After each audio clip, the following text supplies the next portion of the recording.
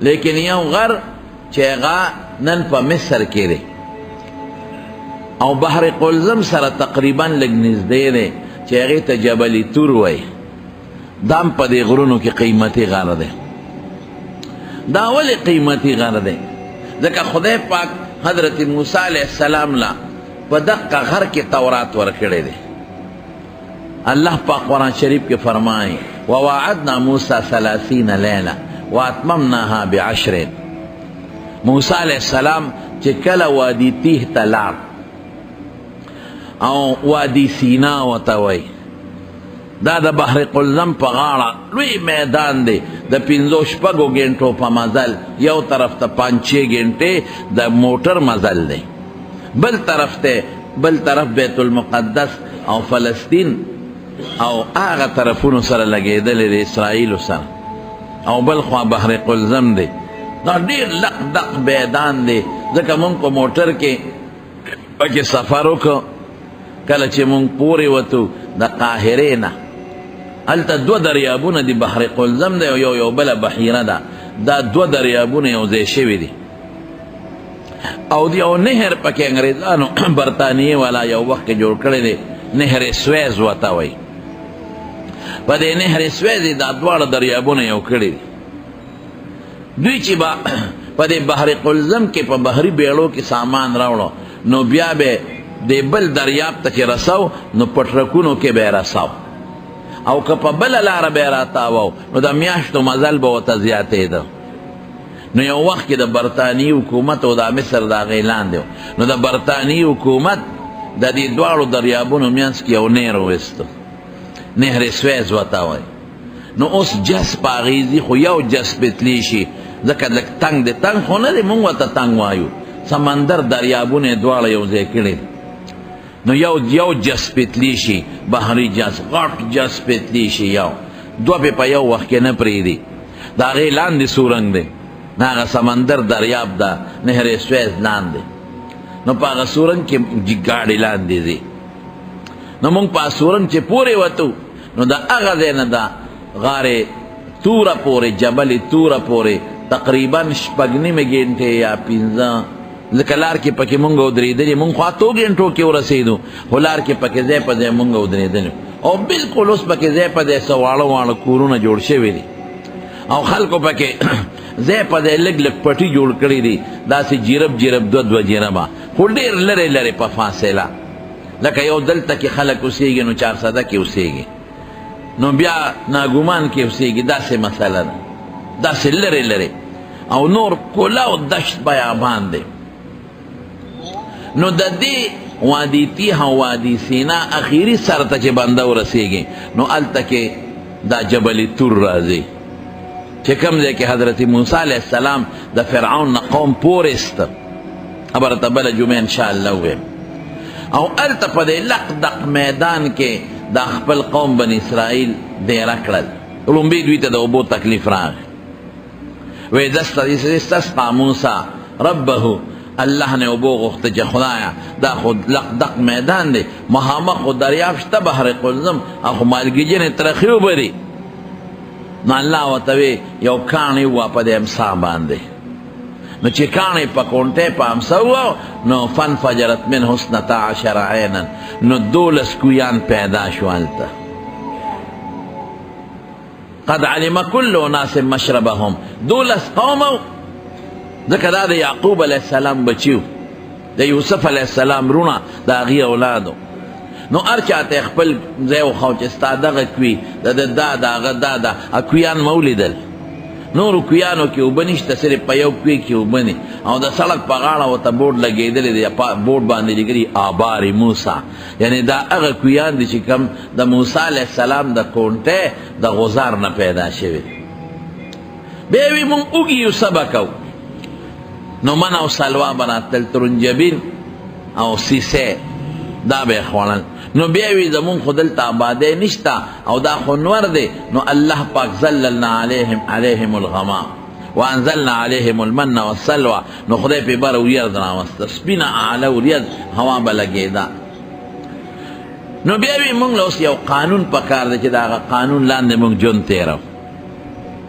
نو حضرت موسی علیہ السلام الله سره مشوره وکړه چې خدای زما د قوم له یو نظام پکار دی، یو قانون چې د هغې لاندې دی ژوند تیر کړي، په هغه یو کتاب راله راکړه چې دوی ته عبادت هم پکې وښودلی شي، دوی به عبادت څنګه کوي او دوی به یو بل سره څنګه ژوند تیروي، او کدی کې سوکوال ټکول جګړې وکړي د هغې فیصلې به څنګه کېږي، پوره د ژوند یو نظام الله ماله را. نو الله ورته وی ډېره ښه ده، کوه تور ته راشه، جبل تور، نو ما ته یو 10 ورځې عبادت وکړه، نو زه به دله یو قانون درکم او یو کتاب به دله درکم.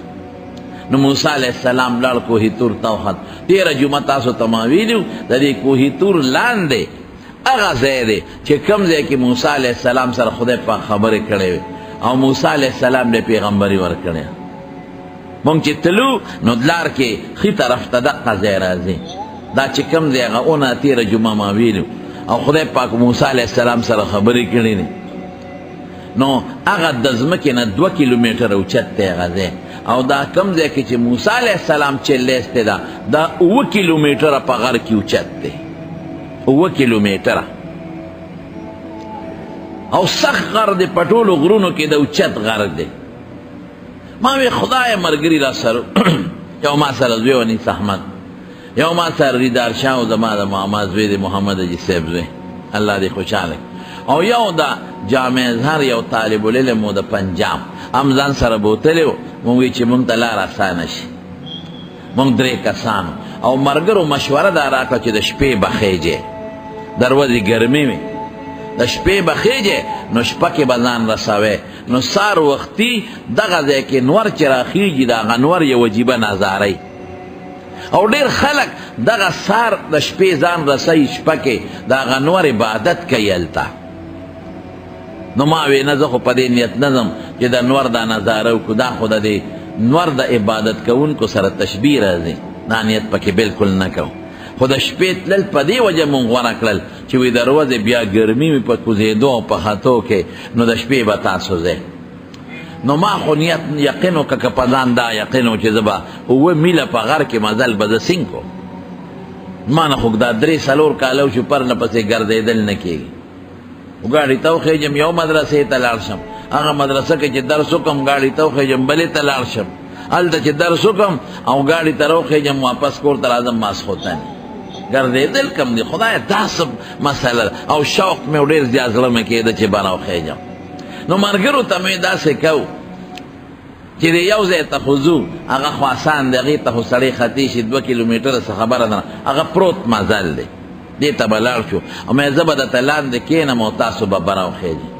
نو ما ته چا وې چې سمندې په اوښ هم پکې مزل کېږي، هلته اوښان ولاړې، نو سمندې په اوښ مزل وکړه، بیا بره اوښ نه شي تللی، بیا به په پوړو ځې، خو هغه پوړی سینګ پوړی دي، هغه داسې پوړی نه دي لکه مونږ چې ځان له خپلې پوړی جوړې کړي، هغه په غر کې پوړی جوړې شوي دي، ګټې ښودې دي ګټې.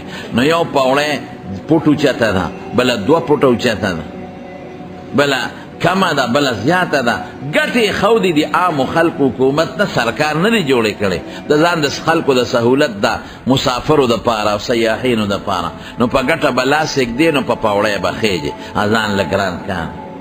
ما وی زه ډېره ښه ده، په اوښ به سورلي وکړو، سنت به مادا شي او سلار به م راته لنډه شي. هلته د پولیس چوکۍ ده، پولیس والا باقاعده یوازې به نه دی، هغوی به دله خپل دلیل درکوي، سړی به دله درکوي، دا قانون دی، ځکه چې غر کې ځای په ځای نورې لارې هم دي. نو هغه هلک ته لار معلوم هلته ولاړي باقاعده چغې وي ما بوځئ ما بوځئ ما بوځئ، او د هغوی د حکومت 2,500 روپۍ اخلي، هغوی ورته جونۍ وایي، د هغوی روپۍ ته د مصر جونۍ وایي، 2,500 روپۍ اخلي. 2,500 د هغوی 1 روپۍ او زمونږ په باندې 8 روپۍ برابرېږي، روپۍ په مونږ درانه ده، دا هغوی قانون دی. او چې په اوښ ځوک ځي، په اوښ لږ مزل کېږي، 3-4 کیلومیټره پې ځي په غر کې، نو هغه هم 2,500 روپۍ اخلي، د هغوی روپۍ. د خدای نوم مې واغشمه الله، ما غوندې کمزور انسان، بیا د وجود نه درون انسان، بیا چې ما په کلی کې پیاده مزل نه دی کړی دا 3-4 کاله، نو خدای زه به بره څنګه خېجم. خو مې الله ستا نه سوال کوم دا راته اسان که، الله نه مې سوال وکړو. اوس شپه م ده، بیټرۍ هم را سره راواغېستې دلیل سره مې بیټرۍ وه یو دوکاندار و هغه د مې کونټۍ واغېسته مې کونټۍ را اسوام سا دا به ځان سره کړ یو ځای کې چې لاړو پیادم تقریبا یو 3.5 کیلومتره مزل خو م پیاده وکړ دا لږ لږ اوچت دی نو هلته د اوښانو والا ناست شپه وه هغې دې مسافرو ته ناست دی نو ما لکه مونږ له یې اوښ راکړې ملګرو ته مې نه مونږ په اوښ نه ځو نو هغې اوښ راته راکړ نو اوښ یې داسې عجیبه غوندې شی و چې په هغې سورېدل ځان له مسله ده هغې کې شاته هم داسې یو موږي غوندې وي د کټ د خپې په شان او مخې ته م وي نو سړی دې منځ کې پکې کښېني خپه به یو خوا بل خواړی هغه شاته به ته د برې ډډه والي چې شاته ونه ښویږي او مخې طرف ته به دې خېټه لګېدلي چې اخوا ونه غورځېږي نو چې اوښ ته وختم هغه سرخوړلی ځای تنګ و زه پکې نه شم برابرېدی زه پې بیا را کوشم مې دا خو تنګ دی بل غټ اوښ یې راوسته نو بیا پکې چې ور وختمه په هغه اوښ باندې بیا ستومانه وم په اوښ چې وختم مې دا پیاده راله ښه ولې ځکه اواره لاره نه وه غرو اوښ به کله بره خطه او کله به ښکته کوزېده 2 ځایه خو ما مې پرېوتم ځکه لاندې ترین میدان و ډېر لرې اوږد یو خوا غر دی او بل خوا لاندې ډېره جوره ده ای خدای پاکه اوښ والا ته مې مهرباني وکړه او هغه اوښ پرېښو پړی یې غورځاو او شاته به اوښ ته ولاړ و شاته به یې ټپه مې خدای منډه ونه وایي دا څه په مصیبت کې وړېده یو دی چې اوښ نیغ نه ته که نه په اواره لار بیا هم ګزانه کوي او به کله بره خطه شاته به مې ډډ د املا به مې خوږ شوه کله به د بره نه لاندې کوزېده نو خېټه به مې خوږ شوه او کله به داسې پترسو شو ما خدای ښکته نه غورځېږي هغه ته مې دا اوښ دی ودروه هغه وې نه بیا موږ نه شاته پولیس والا تپوس کوي ډېر تنګ وم په هغه اوښ کې ډېر زیات خو ښه وه یو ځای ته ورسېده چې ورسېد مې بس دا دی ټیک دی وی لږ مزل شته مې بس ودرېږه بس کوشم دا ملګري را پسې پیاده را روانو ساګانې اخېستې ما وی لکه باس زه خو بیا په اوښ نور نه ځم ستړی کړم ملا مې هم خوږېده او خېټه مې هم خوږېده اوښ نه کوز شم لږ دمه شو نو بیا پیاده مزل نو شروع که غر کې اوس خېج نو زه کوم ځای خطی شم یو پوړی په 2 پوړی به ختم او کېناستېدم به 4 5 پوړی به ختم او کېناستېدم به خو یاره تاسو په خدای یقین وکړئ جومات کې ناستې الله اسانه کړه د الله د طرف نه چې د خدای فضل او کرم نو ګرانه وه نو ما وی دقه وخت کې د ما سوچ کې حضرت موسی علیه السلام راغی خدای دې پیغمبرانو د دې امت د هدایت لپاره او د دې دین د خاطره او د الله د دین د خاطره څومره تکلیفونه تیر کړي څومره نازک وجودونه او نیازبین خلکو الله ته خوښ خلکو موسی علیه السلام دلته ختلی دی څومره خواري کړې ده او یوازې خو نه دی تللی چې دې ته ځان سره 10 ورځو سامان به موړي خوراک به هم کوي که نه د 10 ورځو اوبه به یې موړي هلته خو اوبه هم نشته د 10 ورځو دپاره به یې ځان سره بستره موړي هلته خو بستره هم نشته غر دی نو بستره صادر د یخنۍ ګرمۍ دا به یې خامخا انتظام کړي د خوراک او د څښاک ځکه قرآن وایي قرآن شریف خو دروغ نه وایي قرآن شریف خو رښتیا وایي الحمدلله او قرآن وایي ووعدنا موسی 30 لیله واتممناها ب10 10 شپې تېرې کړې 10 مو سره زیاتې کړې نو 40 شپو ته ورسېده خبر 40 شپې ته تېره اس كنت بجانب الغربیه بجانب الطور الایمن قرآن شریف یې ذکر کړی دی غر او د قرآن شریف یې اړخونه هم ښولی دي غربي جانب او ښي طرف ته فلان خیر په ډېر تکلیف باندې مونږ روان شوي تقریبا 9:30 بجې روان شوي او 3:30 بجې به راورسېدو او په لاره باران بلا بیلو خشته ښکلې څاڅکي به رالل داسې باران به نه و چې هغه سړی دغه کې تنګ کي خو یو پشم به را پرېوته د څاڅکو بیا به بند شو بیا به یو پشم را پرېوته بیا به بند شو سخته یخني وه بره مونږ خو چې دې نه تلو ځان سره دغه نه وړې سویټرې میټرې هلته چې ورسېدو نو خلکو وی ګورې بره یخني ده نو ما 2 بنین واچول یو بنین د پاسه مې بل واچو او دا یو رومال مې د سر د ټوپۍ لاندې کړ او مخ مې پکې وتړم بل مې د دې د ټوپۍ د پاسه واچو واسکټ کې مې ځان ونغوښت ځان سره څادرونه واغېستل خو هغه موږ نشو ګرځولی ځکه هغه ختل ګران د مارونو بره وختو 3:30 4 بجو له تقریبا یا 3 بجې به وې چې خدای پاک په فضل بره وختو سړی را سره چې بره وختو نو بره یو جومات دی راکوټې شان جومات کوټینی جومات دی دومره وی لکه زمونږ د دغه دیوال نه رستنې پورې ستنې نه دی دی پورې ډېر راکوټې جومات یاره ګمان کومه چې داسې یو طرف به څه 20 فوټه یا 25 فوټه او بل طرف به یې څه 15 فوټه راکوټې جومات بس او هوا لګېده چې بل شان یخ هوا لګېده او باران به چپه شو بیا به بند شو په جومات وردن نشو یخنیم کېده وجودونه م خوږېدل بلا مزلم کړی نو ملګرو ته مې په دې جومات کې ډډه ووهی سار به سره ګور نو یو خوا جومات دی بل خوا د عیسایانو چرچ دی د مسلمانانو جومات عیسایان هم دغلته دي د عیسایانو عبادت خانه ده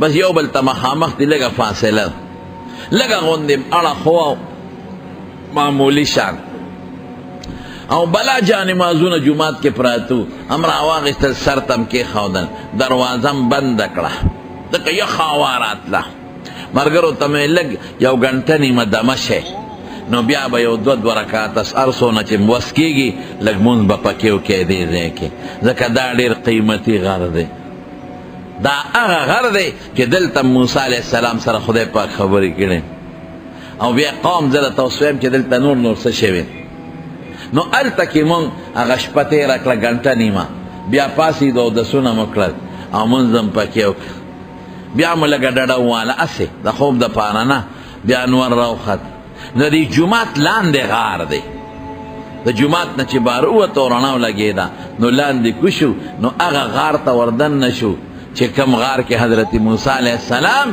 رب العالمین ته 40 ورځې شپې عبادت کړی سړی حیران شو چې خدایا دلته موسی علیه السلام څنګه وخت تېره الله دلته کې څنګه عبادت کړی دی الله به چې تا سانه کې نو بېله خبره ده یعنې په عقل ډېره ګرانه خبره ده ځکه لاندې به په پوړو مونږ ورکوز شو او غارم راکوټې غارو دومره غارو چې کټ په کیله په خوارۍ ځایږي سړی پکې خپې غځولی شي پکې چې سملې نو خپې پکې کولاو غځېږي او لږ شان پلن دی او 2 کسه پکې سملاستېدی شي یعنې داسې د 2 کټو یا یو نیم کټ په اندازه به پلني او د کټ نه به یو 15 یا یو 16 به اوږدي هغه غار کې مونږه لږ وخت تېر که پکې کېناست الله پاک موسی علیه السلام ته وی دی غار ته راشي نو په دغه غار کې حضرت موسی علیه السلام 10 شپې تېرې کړې نو روح المانی کې د دیلمی په حواله یو حدیث نقل دی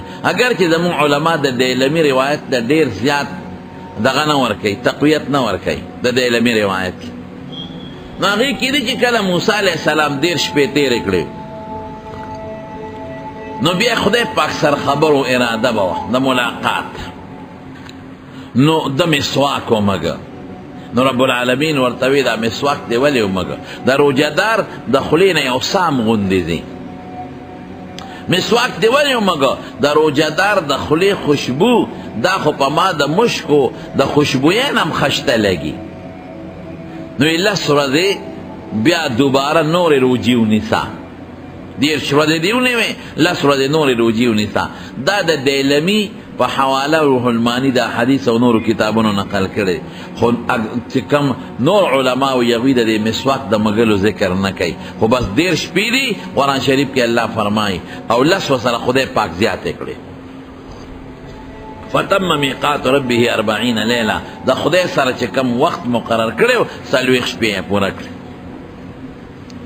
40 شپې چې موسی علیه السلام دلته پوره کړه هلته یو بل غم پیښ شوی دی خو هغه به راته بله جمعه ویم انشاءالله هلته سامري څخه جوړ کړی چې موسی علیه السلام خو د خدای ملاقات له تور ته ختلی دی او خدای دلته راغلی دی قوم هلته د سخي عبادت شروع موسی علیه السلام ته لا پته نه لګي 40 ورځې چې موسی علیه السلام کله پوره کړلې نو الله وله تورات ورکړه په تختو لیکلې تورات ګوره څومره ګرانه ده دا تختی به ځان سره په 7 کیلومیټره غر واپس را کوزئ قسم دی هغه ختلې بیل ګرانو او کوزېدلې بیل ګرانو. کوزېدل خو زه په خپله د 7 کیلومیټره مې بغیر د اوښ نه وراکوشم، او کوزېدل ګران په دې چې کونډی به دې م خوږېږي او دا پتونان او دا سپینې به دې خوږېږي. زه چې ویښ ته راورسېدم یو 2-3 دمې مې پکې وکړې، خو چې ویښ ته راورسېدم یقین وکړه ما دا نه وي چې دا خپې زما خپلې دي.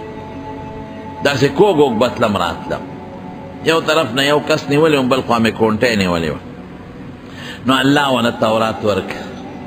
نو چې الله تورات ورک او الله ورسره بیا خبرې وکړې، یو ځل خو یې ورسره مخکې خبرې کړې وې لاندې، یو ځل یې په دې غر د پاسه ورسره بیا خبرې وکړې. نو د موسی علیه السلام په زړه کې شوق پیدا شو.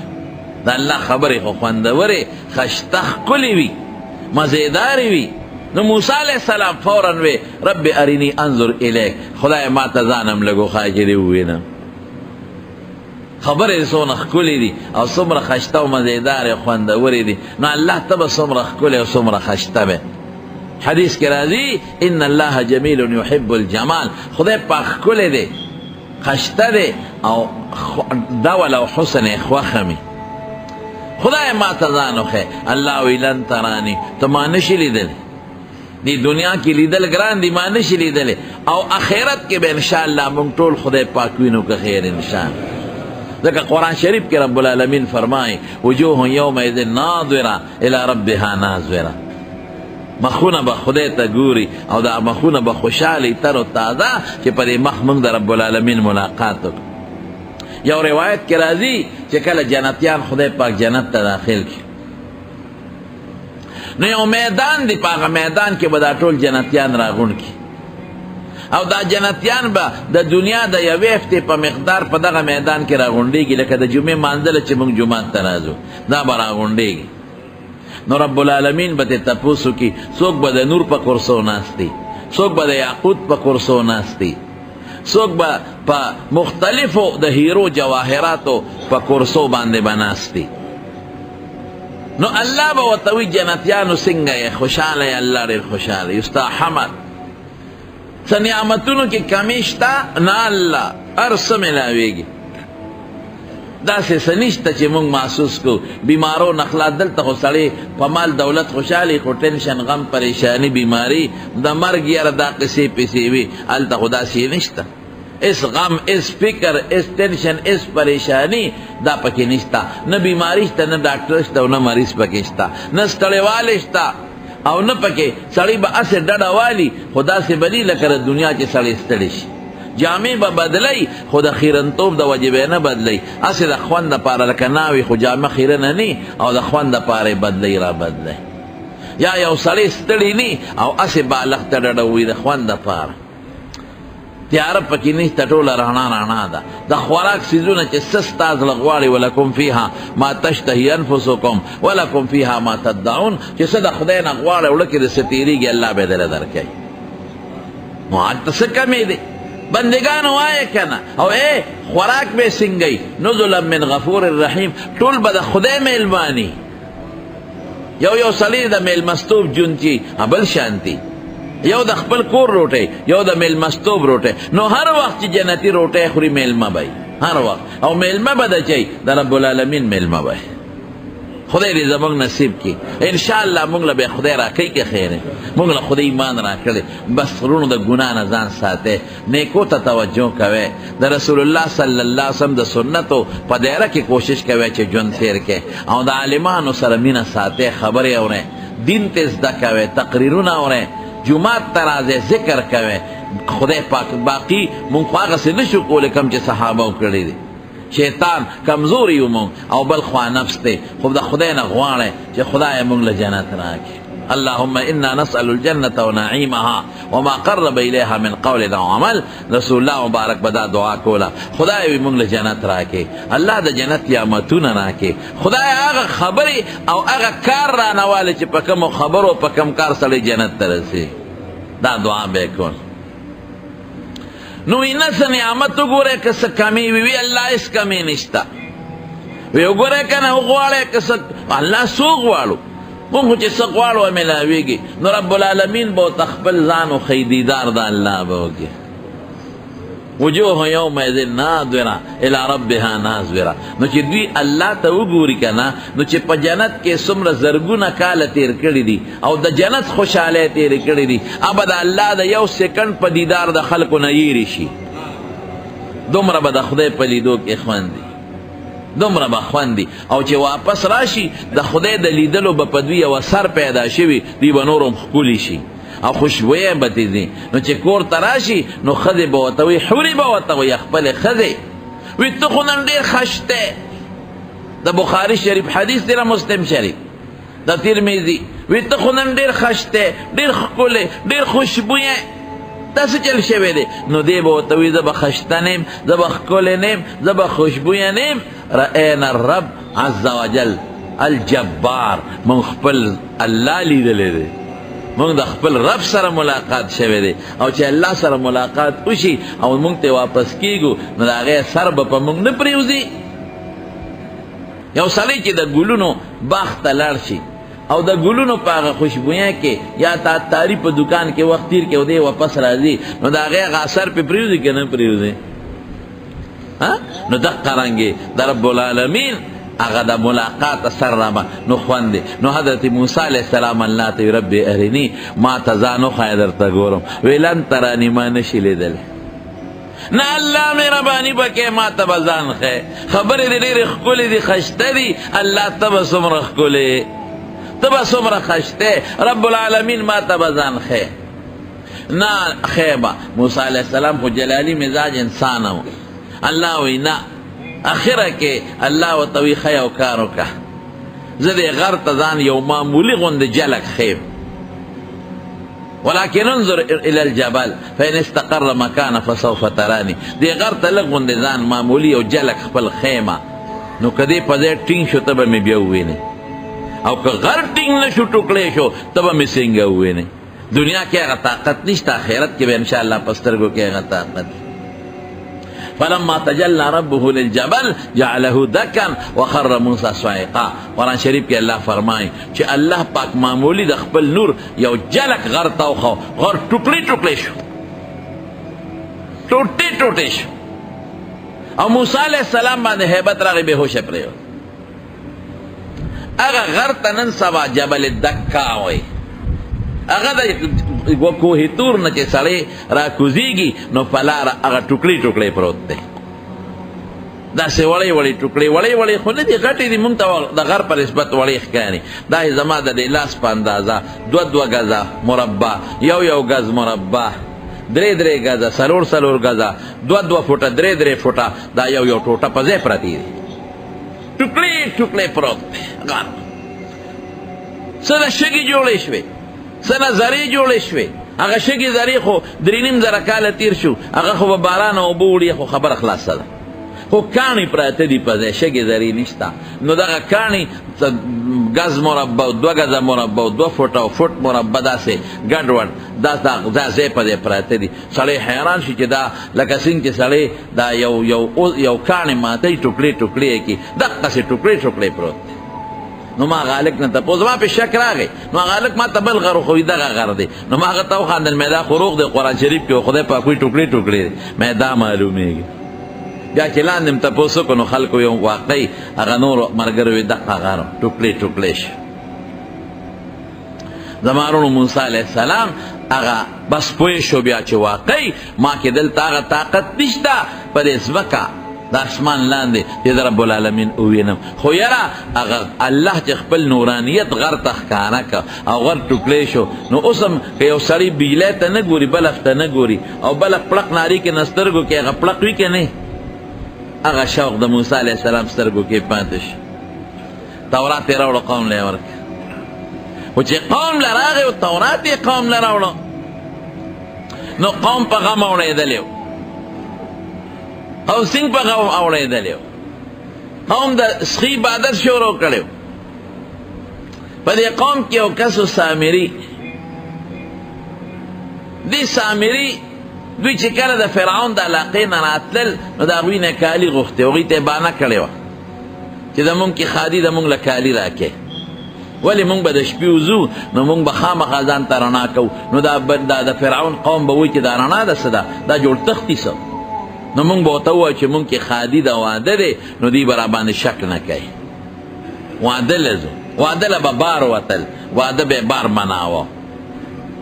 نو کالی تی په سوال غوښتي نو چې موسی علیه السلام کوهي تور ته لاړ، نو سامري ورته وی دا کالی راکې چې دې سنبال کم، دا خو د ګناه دي، او چې موسی علیه السلام کله راشي نو بیا به تاسو له هغه چې څه فیصله وکړه به کوو. او پردي دي. هارون علیه السلام هم هغه وی او بالکل دا کالی مې استعمالوي، دا د فرعونیانو کالی دی او د ګناه کالی دی، دا راغونډ کې. نو چونکې سامري زرګرو نو هغه له ورکړل چې دا ځان سره محفوظ کا. نو سامري څه چل وکړ، هغه ویلې کړل او یو سخی یې ته جوړ کړ، قالب یې جوړ کړ، په هغې کې ورواړو سخی یې ته جوړ کړ. دی سامري جبریل علیه السلام او د هغه اس لیدلی و. ګوره موسی علیه السلام چا وپاله؟ فرعون. خدای دې پیغمبر جوړ کړ او د دې سامري نوم هم موسی و. دی چا وپاله؟ دی مور غورځولی و د دریاب په غاړه، ځکه فرعون به ماشومان وجل. قصه به درته بیا وکړم انشاءالله. نو جبریل علیه السلام به راته او دا سامري لوی کړی دی. نو عجیبه ده. و موسی الذي رباه جبریل کافر و موسی الذي رباه فرعون مرسل. وی هغه موسی چې جبریل علیه السلام تربیت وکړه د هغه نه کافر جوړ شو، هغه موسی چې فرعون وپاله او تربیت یې وله ورکړه د هغه نه خدای پیغمبر جوړ کړه. د الله قدرتونه. نو جبریل علیه السلام چې به په کوم اس راته دی سامري له دله به یې خوراک ورکو، پی به یې ورکول، نو د هغه اس چې به په کوم ځای خپه کېښود نو هغه ځای به شیل شو، زرغون به شو. نو دی سامري چې پخه به د پی شو نو ده وی چې دې خوره کې خو څه چل شته، نو هغه خوره یې ځان سره ساتلې وه. نو چې کله هغه سخی جوړ کړ هغه خوره پکې وروویشته، نو سخي چغې جوړې کړې. نو سامري خلکو ته وی موسی تللی دی خدای له کوهي تور ته، خدای دلته راغلی. نو خلکو د سخي عبادت شروع کړ. هارون علیه السلام ډېر وی، خلکو نه منه. وره که نه وی مونږ سره خو یې 13 ورځې لوس کړی و. نو 40 ته خبره ورسېده خدای ته رک شوی دی، ګرځي واپس، خدای دلته راغلی دی. نو خلکو د سخي عبادت شروع کړ. قرآن شریف وایي وی تاسو اتخذتم العجل، سخي نه خدای جوړ کړ ظالمانو. چې موسی علیه السلام څنګه راغی قوم سخي ته په سجده پراتو، وی داسې اوس چېرته کېږي. لاول غرور سره په جګړه شو. هارون علیه السلام یې مشر ورو 3 کاله د موسی علیه السلام نه مشر. او موسی علیه السلام چې خدای پاک پیغمبري ورکړه نو د خدای نه دا سوال وکړه، وی الله زما ژبه کې خو فصاحت نشته، فرعون سره به اوس خبرې کول غواړي، زما ورور هارون هو افصح مني لسانا، د هغه ژبه زما نه ښایسته ده، ښکلې ده، هغه فصیح سړی دی، انسان دی. نو اما سره ملګری کا، وزیر مې کا، ملګری مې کا. وی زه ټیک شوه، سنشد عضدک باخیک، وی ستا لاس مې ستا پر ورور مضبوط که، زه ستا ورور مونږ ته پیغمبر که. نو هارون علیه السلام غریب نصیحت کړی او موسی علیه السلام خو غصه ناک و، نو فورا یې ونیوه د لاس نه او د دې زنې نه یې ونیوه او ویې لا تاخذ یا ابن ام لا تاخذ بلحیتي، وی زما ږیره او سر دې ولې ونیو، ما خپل وس کړی دی که نه. نو بیا سامري راونیوه، وی دا دې څه کړي دي؟ بس موسی علیه السلام چې په سترګې راوویستې بس هم په یاره شو او بیا یې ورته وی دا دقسې کالي مې ویلي کړل او اخذت قبضة من اثر الرسول، د جبریل علیه السلام د هغه خپې د اس هغه خوره مې پکې واچوله، نو هغې سره دا چل پکې پیدا شو. وی خو تاسو وایئ چې دا خدای دی، ای بني اسرائیلو، ای ظالمانو، تاسو خدای د فرعون نه راخلاص کړی. فرعون خو د دې شرک او کفر د وجې خدای هلاک کړ، هغه سره خو زما مقابله په دې شي وه. نو ظالمانو تاسو بیا دلته سخي عبادت شروع کړ. نو هغه سخی یې راواغېسته او حلال یې کړ او اور یې ورته ورته کړ، ویې دې سوځوم که دا خدای ایمان نه ځان خلاص کړي. نو بني اسرائیل خو پوه شو چې موږ نه غلطي شوې او سامري ته یې ویې زه ستا سزا دا ده چې ته به لام احساس، ته به چغې وایې چې ما له ګوتې مه راوړی. نو په هغه خدای د خارخ او د سخو دانو بیماري ولګوله، په وجود یې ننکۍ راوختې او سخا دانې پرې راوختې، که چا به ګوتې نه ما له ګوتې مه راوړی، ګورې هغې کې خدای سامري مرداد کړ. بیا الله غصه شوی و، وی دې قوم سره څه وکړم؟ الله وی دوی سره ما څونه احسان وکړه، دوی به چغې والې چې خدای د فرعون را باندې ظلمونه کوي. فرعون را باندې کارونه کوي خدای له فرعون نه مخلاص کا نو ما تیرا خلاص کړ چغې به واله د دې بچی به وجل هغه فرعون چې د دې ماشومان یې وجلې دي حلال کړي دي ولا ماشومان نو هغه فرعون مې ولا هلاک کړ دي د سترګو لوان مې هلاک د او لکو قوم سره مې هلاک کړ وادي تیه ته مې راوستل په وادي تیه کې مې ولا ترنجبین او ملزان او سیسې ولا ورکړې اوریاز مې پیدا پاسه کړه اوبه مې ورته راوستې کتاب مې ولا ورکړ نعمتونه مې ولا ورکړل او دی بیا د سخي عبادت وکړ مرتد شو اوس بس کو وی فقتلوا انفسکم اوس دې ځان مړ کړي دا مرتد سزا دار چې یو بل وجني اوس بس دی په توبه نه مسلمانېږي یو بل وجني خدای یو بل بس څنګه وجني بس علاج دغه بل علاج نشته کنه کی ټول باندې سزا خدای راولي اوریاس خدای راوسته څنګه به یو بل وجني پلار زوی بس ودا د ما کار دی الله کار دی اوریاس خدای پاک راوسته هغه اوریاس کې دوی غیب شو او بس تورې واغشتې وې غزارونه په یو ورځ ته خدای او یا زره مردار کړل مړه شو په یو ورځ باندې او یا زره مړه شو بیا هم الله غوسه و رب العالمین بیا هم غوسه و دا غریب بیمار به خیر دی کښېنه او په اطمینان یې کښېنه او په قلا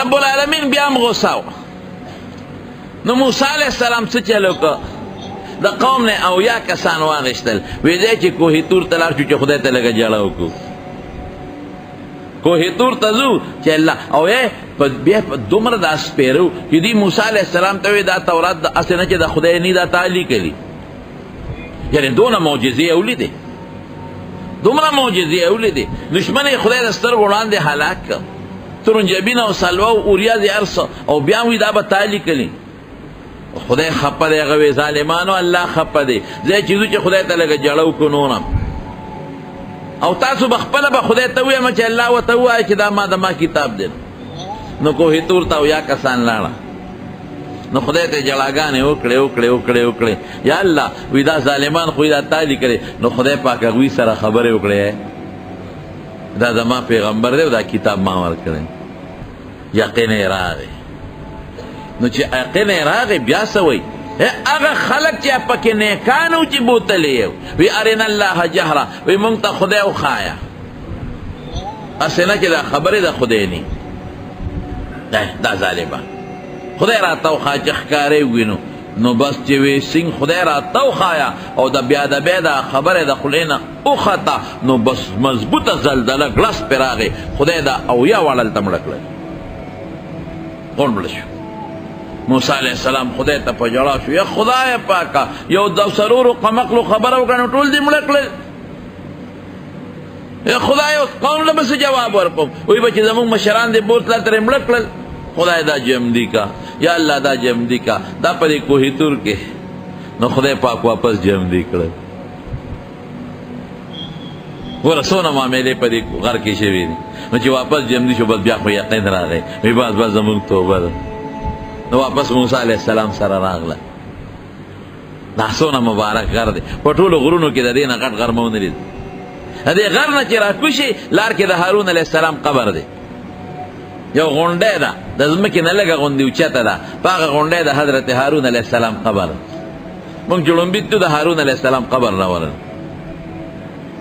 یو وړه غوندې کچه کوټه ده پوټې نه کچه کوټه ده د ګټو د خټو او په هغې کې د هارون علیه السلام قبر دی او څه غلافونه پې خلکو د پاسه اچولي دي کچه ځای دی لاندې ځمکه هم د خاورو ده جانمازونه او دا څیزونه پکې خلکو اچولي او یاره ته یقین په خدای او که جومات کې ناست یم چې اثرات انسان محسوسوي هلته زه خو جومات کې ناست یم دروغ درته نه وایم یو خبره مې خولې له راله درته بیا وکړم زه خو چې د هارون علیه السلام پیغمبر دی قبر سره کښېنه هغوی ورته بورډ هم لیکلی دی آثارو قدیمه او تحقیق سره دا خبرې ګورې ثابت دی نور حقیقت نه الله خبر نو مونږ چې زه خو چې کښېناستم په خدای یقین وکړه یو منټ دو داسې خوشبو را باندې ولګېده چې زه حیران شو نه وه خوشبو ناګانه د خوشبو یو جله غوندې راپورته شو یو دوه درې منټه بیا خوشبو ختمه شو هارون علیه السلام هغه دغه یې لګولی دی هم اوچت دی هغې ته منبره خیږي او دا غي نه لږ غوندې په فاصله داسې 1 کیلومتر 2 کې د صالح علیه السلام قبر دی. صالح علیه السلام پیغمبر داغه قوم خو هغه په مکه تبوک ته چې دی هلته قرا صالح دی چې دا قوم خدای هلاک کړ، نو صالح علیه السلام هجرت وکړ، علاقې ته راغلی دی. تاریخ لیکلی